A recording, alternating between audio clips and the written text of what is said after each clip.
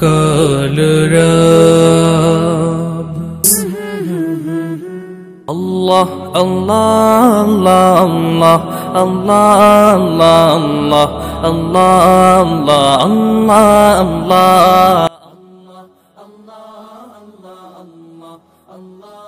আসসালামু আলাইকুম সম্মানিত ভিউয়ার্স, আপনারা কেমন আছেন? নতুন আরেকটি প্রতিবেদনে আপনাদের সবাইকে স্বাগতম জানাচ্ছি। সারা পৃথিবীর মুসলমানের জন্য দোয়া কামনা করে আজকে আমাদের প্রতিবেদন শুরু করলাম। ডেলিভারি হয়েছে আমার এক বড় ভাইয়ের খামারের ছাগলটি মাশাআল্লাহ অনেক বড়। তো আপনাদেরকে দেখানোর চেষ্টা করব। আমাদের পুরো ভিডিওটি আমাদের সাথেই থাকবেন। আমাদের চ্যানেলটি যারা সাবস্ক্রাইব করছেন তাদের মোবারকবাদ, আর যারা সাবস্ক্রাইব করেননি তাদের কাছে অনুরোধ রইল সাবস্ক্রাইব, লাইক এবং কি বেল বাটনটি ক্লিক করবেন। নিত্য নতুন ভিডিও তৈরি করতে আমরা উৎসাহ পাবো। আমাদের পাশে থাকবেন চ্যানেলটি সাবস্ক্রাইব করে।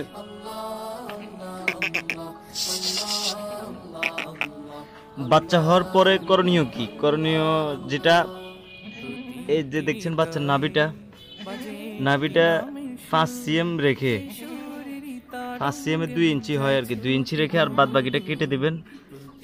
কাটার পর জীবাণুনাশক লাগাই দিবেন। জীবাণুনাশক আছে আপনার, বায়োডিন আছে, লাগাইতে পারেন। তো এটা হলো নিয়ম। আর এরপরের নিয়মটা হলো আপনার আধা ঘন্টার ভিতরে শাল দুধ খাওয়াতে হবে।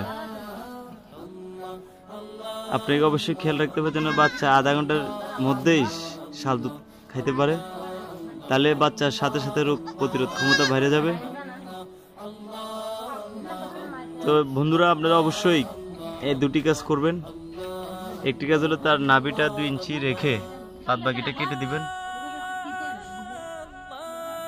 আর আধা ঘন্টা পরই শাল দুধ খাওয়াবেন। তাহলে বাচ্চার যে গ্রোথটা এটা অনেক ভালো হবে এবং কি তার রোগ প্রতিরোধ ক্ষমতা তাড়াতাড়ি বৃদ্ধি পেয়ে যাবে। বন্ধুরা, এই দুটি কাজ হলো অনেক গুরুত্বপূর্ণ বাচ্চা হওয়ার পরে। আর অবশ্যই মাকে পুষ্টিকর খাবার দিবেন বেশি তার দুধের জন্য, এবং কি কাঁচা ঘাস দিবেন আর দানাদার খাদ্য বেশি বাড়াই দিবেন যেন পর্যাপ্ত পরিমাণ দুধ পায়।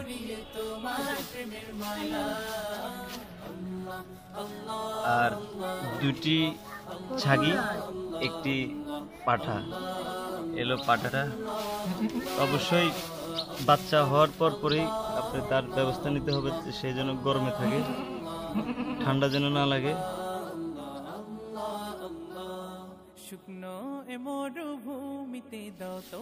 অবশ্যই কমেন্টস করে জানাবেন। আপনারা কমেন্টস করলে আমাদের ভালো লাগবে।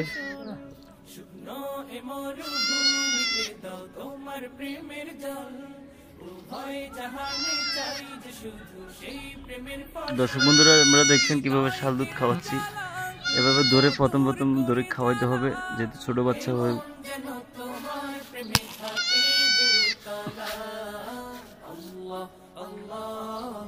একটু প্রথম দিন একটু কষ্ট করতে হবে আপনাকে শাল দুধ খাওয়ানোর জন্য, তো ব্যবস্থাটা করবেন।